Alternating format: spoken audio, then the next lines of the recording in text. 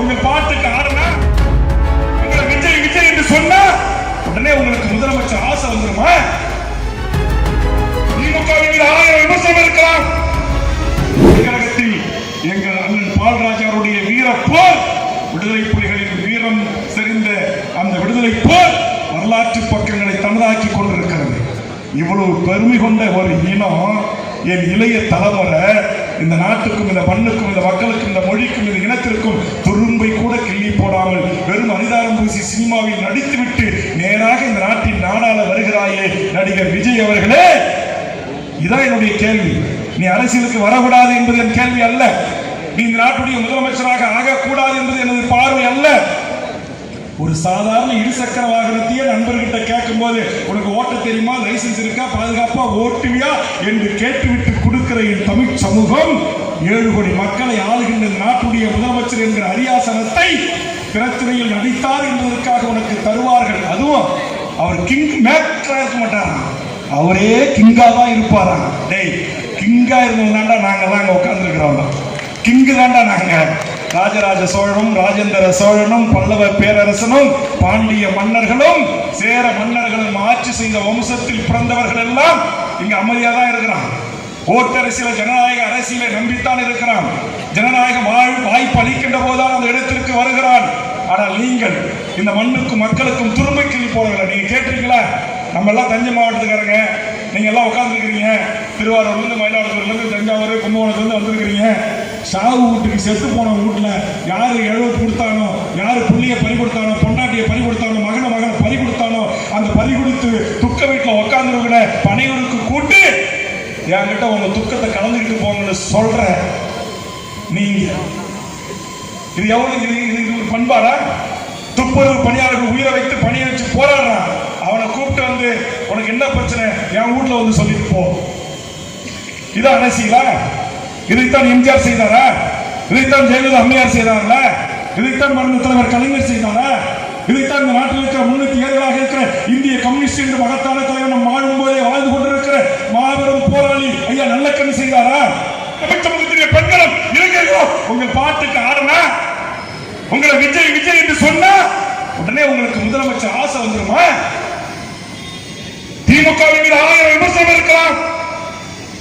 இஸ்ரா காலத்தில் சிறையில் அடிபட்டு உதப்பட்டு ரத்தம் சிந்தி இந்த நாட்டுடைய முதலமைச்சராக முத்துவேல் கருணாநிதி என்கிற அந்த மகத்தான மனிதன் ரத்தம் சிந்திருக்கிறார். ஜெயில கிடந்திருக்கிறார், அடி வாங்கியிருக்கிறார். முரசொலி தான் அப்பா எழுதிய முரசொலி பேப்பரை தோளிலும் தலையிலும் சுமந்து வீதி வீதியாக சென்று வித்து அரசியல் தலைவராக உருவாக்கியிருக்கிறார். முடிந்திருக்கிற பார்பர் கடையில் அரசியலை தொடங்கி இந்த நாட்டுடைய சட்டமன்றத்தினுடைய சாதாரண வரல.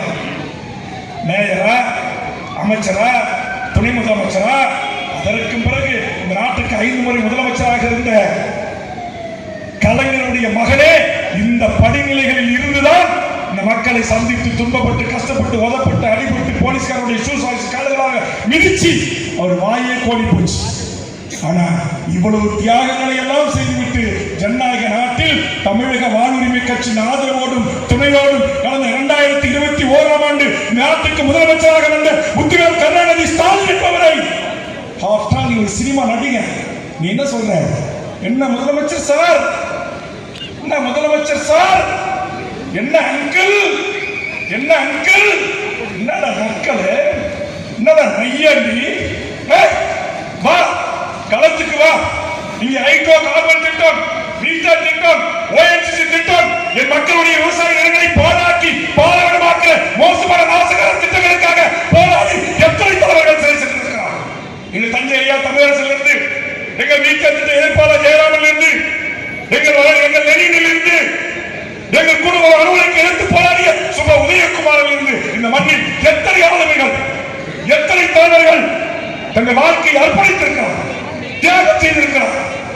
எந்த துருமையும் கிள்ளி போடாமல் ஒரு அறிவு கட்ட கூட்டமாக ரசிகர் மனப்பான்மையோடு இருக்கிற ஒரு கூட்டத்தை வைத்துக் கொண்டு நீ அரசியல் பேசு, மக்களை சந்திச்சு ஓட்டு வாங்க, அது வேற விஷயம். ஆனால் மற்ற தலைவர்களை சவாலுக்கு அளிப்பது, நக்கல் செய்வது, நையாண்டி செய்வதை திரு விஜய் அவர்களே நிறுத்திக் கொள்ள வேண்டும், நிறுத்திக் கொள்ள வேண்டும். எந்த புரிதலும் இல்லாம இங்க இருக்கிற என்னுடைய தாய்மார்கள் எனக்கு 2 புள்ள விஜயை பார்க்க போச்சு, கூட்டத்துல நசிமி செத்து போச்சு, அது செத்தாலும் எனக்கு பரவாயில்ல, விஜய் என்கிட்ட வாட்ஸ்அப் கால்ல பேசிட்டாரு, எனக்கு அதுவே போதும்னு சொல்றேன்.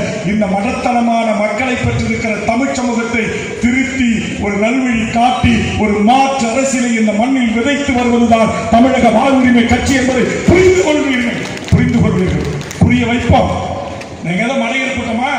நாங்க பறையம் படையாச்சி சண்டை போட்டுப்போம், தேவேந்திர சண்டை போட்டுப்போம், முக்கியத்துவ நாடார் சண்டை போட்டுப்போம், முதலியாரு யாதவர் சண்டை போட்டுப்போம். நீங்க குளிர்காயில நடிச்சுட்டு வந்து நேர அரியணையில ஏறி உட்கார்ந்து எங்களை ஆளலாம் என்று நினைக்கின்றீர்கள்.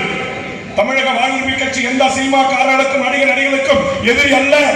ஆனால் அதே நேரத்தில் என் மக்கள் படுகிற துன்பங்களை துயரங்களை குறித்து வாதிங்க. என் முந்திரி தமிழ்நாட்டிலும் நம்முடைய மாவீரன் காடு வெட்டியார் அவர்களுக்கு தேரோட்டியாகவும் தளபதியாகவும் திகழ்ந்து தமிழ்நாடு முழுவதும் தன்னுடைய கடுமையான உழைப்பின் மூலமாக இந்த கட்சியை கொண்டு சேர்ப்பதற்கு அவருக்கு தோள் கொடுத்து துணை நின்று